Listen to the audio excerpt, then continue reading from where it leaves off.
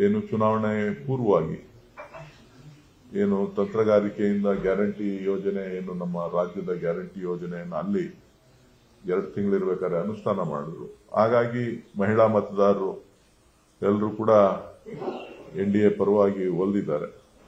So 10,000 ರೂಪಾಯಿ ಒಟ್ಟಿಗೆ ಹಾಕಿದ್ರಿಂದ ಮತ್ತು ಸುಮಾರು ಚುನಾವಣೆಗೆ ಮುಂಚಿತವಾಗಿಯೇ ಸುಮಾರು 47 ಲಕ್ಷ ಮತಗಳನ್ನ ಕಿತ್ತಾಕ್ದಂಥದ್ದು. ಸೊ ಇವೆಲ್ಲ ಕೂಡ ಇದೆ. ಆದರೆ ಜನ ತೀರ್ಪು ಕೊಟ್ಟಿದ್ದಾರೆ, ತೀರ್ಪನ್ನ ಸ್ವಾಗತ ಮಾಡ್ತಾರೆ. ಏನು ಮಾಡೋಕ್ಕಾಗೋದಿಲ್ಲ, ಇರುತ್ತೆ ಸೋಲು ಗೆಲುವು ಇರುತ್ತೆ. ಸೋತ ಮೇಲೆ ಗೆಲ್ಲೇಬೇಕಾಗ್ತದೆ, ಗೆದ್ದವನು ಸೋಲ್ಲೇಬೇಕಾಗ್ತದೆ. ಸೊ ಹಾಗಾಗಿ ಪಕ್ಷಕ್ಕೆ ಸೋಲು ಗೆಲುವು ಏನು ಹೊಸದೇನಲ್ಲ. ಸೊ ನಿರಂತರವಾಗಿ ಪಕ್ಷ ಸಂಘಟನೆಯಲ್ಲಿ ವಿರೋಧ ಪಕ್ಷವಾಗಿ ಕೆಲಸ ಮಾಡ್ತಾರೆ.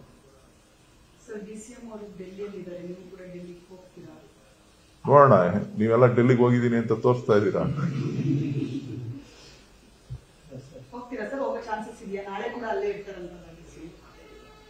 ನನಗೂ ಬೇರೆ ಕೆಲಸ ಇದೆ, ನಾಳೆ ಹೋದ್ರು ಹೋಗ್ತೀನಿ, ಹೋಗ್ಬೋದು. ಇವತ್ತು ಹೋಗುವ ಸಾಧ್ಯತೆ ಇದೆ ಅಂತ ಕೇಳ್ಪಟ್ಟಿದ್ದೀವಿ. ನಾನೇನು ಹೋಯ್ತಾನೆ ಇರ್ತೀನಿ, ಬರ್ತಾನೆ ಇರ್ತೀನಿ. ನನಗೇನು ಹೊಸದೇನಲ್ವಲ್ಲ ಡೆಲ್ಲಿ. ಅವ್ರ ಪಾಡ್ಗೆ ಅವ್ರು ಹೋಗಿದ್ದಾರೆ, ನನ್ನ ಪಾಡ್ ನಾನು ಹೋಗ್ತೀನಿ. ನನ್ ಬೇರೆ ಕೆಲಸಗಳಿರ್ತದೆ, ಸೊ ಹೋಗ್ತೀನಿ.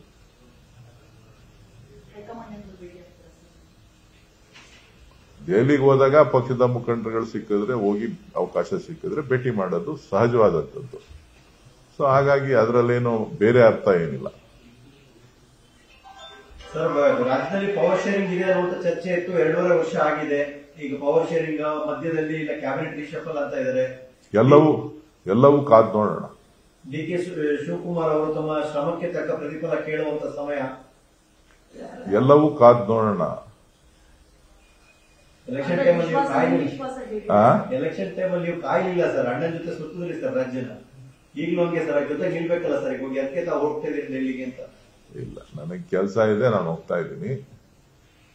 ಮುಖ್ಯಮಂತ್ರಿಗಳು ಭೇಟಿ ಮಾಡಿದ್ದಾರೆ, ಪಕ್ಷದ ವರಿಷ್ಠರನ್ನ ಭೇಟಿ ಮಾಡಿದ್ದಾರೆ. ಅವರು ಕೂಡ ಬೇರೆ ಬೇರೆ ಕೆಲಸಗಳ ಮೇಲೆ ಉಪಮುಖ್ಯಮಂತ್ರಿಗಳು ಮುಖ್ಯಮಂತ್ರಿಗಳು ಇಬ್ರು ಕೂಡ ಹೋಗಿದ್ರು. ಸೊ ಹೋಗಿ ಕಾರ್ಯಕ್ರಮ ಅಟೆಂಡ್ ಮಾಡಿ ಅವರು ಬರ್ತಾ ಇದ್ದಾರೆ. DK ಶಿವಕುಮಾರ್ ಅವರ ಕ್ಲೈಮ್ ಮೇಲೆ ಎಲ್ಲ ಡಿಸೈಡ್ ಆಗುತ್ತೆ ಅನ್ನುವಂತ ಸರ್.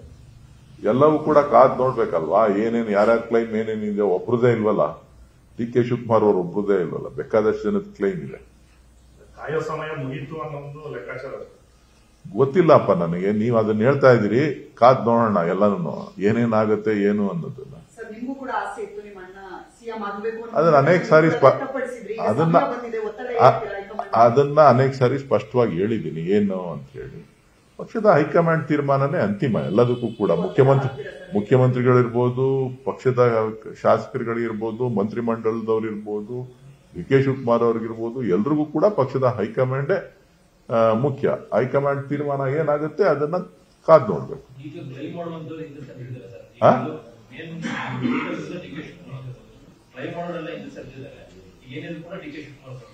ಗೊತ್ತಿಲ್ಲ, ಕಾದ್ ನೋಡೋಣಪ್ಪ. ನನಗೇನು ಅದ್ರ ಬಗ್ಗೆ ಐಡಿಯಾ ಇಲ್ಲ.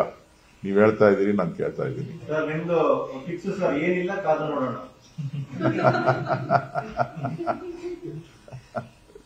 ಕ್ಯಾಬಿನೆಟ್ ರಿಶಫಲ್ ಆದ್ರೆ ಮುಂದೆ ಅವಕಾಶಗಳು ಸಿಗಲ್ಲ ಅನ್ನೋ ಒಂದು ಮಾತುಗಳು ಕೂಡ ಇದೆ ಸರ್.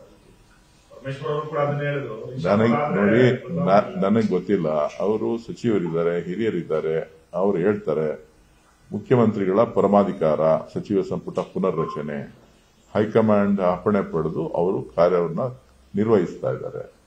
ಸೊ ಪಕ್ಷದ ಅಧ್ಯಕ್ಷರಾಗಿ DK ಶಿವಕುಮಾರ್ ಅವರು ಪಕ್ಷದ ಸಂಘಟನೆಗೆ ಮತ್ತು ಪಕ್ಷದ ಪುನಶ್ಚೇತನಕ್ಕೆ ಏನ್ ಸಲಹೆಗಳನ್ನ ಹೈಕಮಾಂಡ್ ಕೇಳಿದ್ರೆ ಅದನ್ನ ಕೊಡ್ತಾರೆ. ರಿಶಫಲ್ ಆದ್ರೆ ಸಿಎಂ ಆಗ ಅವಕಾಶ ತಪ್ಪುತ್ತೆ ಅನ್ನೋದು ಸಿಎಂ ಈಗ ಇದಾರಲ್ಲ. ಸಿಎಂ ಇಲ್ಲದೆ ಇದ್ದಾಗ ಅದ್ರ ಬಗ್ಗೆ ಮಾತಾಡಬೇಕು. ಸಿಎಂ ಇದಾರಲ್ಲ ಈಗ. ಸರ್, ಇದರ ಮಧ್ಯೆ PCC ಅಧ್ಯಕ್ಷರ ಚೇಂಜ್ ಮಾಡಬೇಕು ಅನ್ನುವಂಥದ್ದು ಕೂಡ ಹೈಕಮಾಂಡ್ ಮುಂದೆ ಇಟ್ಟಿದ್ದಾರೆ. ಹೈಕಮಾಂಡ್ ಏನ್ ಹೇಳ್ತದೆ ಅದನ್ನ ಪಕ್ಷ ಅಧ್ಯಕ್ಷರು DK ಶಿವಕುಮಾರ್ ಅವರು ಕೇಳ್ತಾರೆ. ಶಿವಕುಮಾರ್ ಒಬ್ಬರೊಬ್ಬರೇ ಅಲ್ಲ, ಎಲ್ಲರೂ ಕೂಡ ಕೇಳ್ತಾರೆ. ಅದರಲ್ಲಿ ಏನು ಅನುಮಾನ ಬೇಡ. ಈಗ ಸಿಎಂ ಕುರ್ಚಿ ಕಾಲಿಲ್ಲ, ಅದಕ್ಕೆ ಆ ಚರ್ಚೆ ಬೇಡ ಅನ್ನುವಂಥದ್ದು. PCC ಕುರ್ಚಿ ಕೂಡ ಕಾಲಿಲ್ಲ, ಚರ್ಚೆ ಇಲ್ಲ ಅನ್ನುವಂಥದ್ದು ಯಾಕೆ ಸರ್ ಧೈರ್ಯವಾಗಿ ಹೇಳ್ತಾ ಇಲ್ಲ? ನೋಡಿ, ಶಿವಕುಮಾರ್ ಅವರು PCC ಹುದ್ದೆನಲ್ಲೇ ಮುಂದುವರಿಬೇಕು ಅನ್ನುವಂತ ಆಸೆ ಏನಿಲ್ಲ. ಹಿಂದೆನೇ ಹೇಳಿದ್ರು, ಪಕ್ಷ ಇರಬೇಕು ಅಂತ ಹೇಳಿದರೆ ಎಷ್ಟು ದಿನ ಅವಕಾಶ ಕೊಡ್ತಾರೆ ಪಕ್ಷದ ಕೆಲಸ ಮಾಡಲಿಕ್ಕೆ ಅಷ್ಟು ದಿನ ಇರ್ತಾರೆ. ನಿರ್ಭೀತ, ನಿಷ್ಪಕ್ಷಪಾತ, ವಿಶ್ವಾಸಾರ್ಹ ಸುದ್ದಿಗಳಿಗೆ ಮತ್ತೊಂದು ಹೆಸರಾಗಿರೋ ನ್ಯೂಸ್ 18 ಕನ್ನಡ ಈಗ ಆಪ್ನಲ್ಲೂ ಲಭ್ಯ ಇದೆ. ದಯವಿಟ್ಟು ಇಲ್ಲಿರೋ QR ಕೋಡ್ ಅನ್ನು ಸ್ಕ್ಯಾನ್ ಮಾಡಿಕೊಂಡು ಆಪ್ ಡೌನ್ಲೋಡ್ ಮಾಡೋದಕ್ಕೆ ಮರಿಬೇಡಿ. ನಿಮ್ಮ ಬೆಂಬಲ ಹೀಗೆ ಸದಾ ನಮ್ಮೊಂದಿಗಿರಲಿ. ಧನ್ಯವಾದ.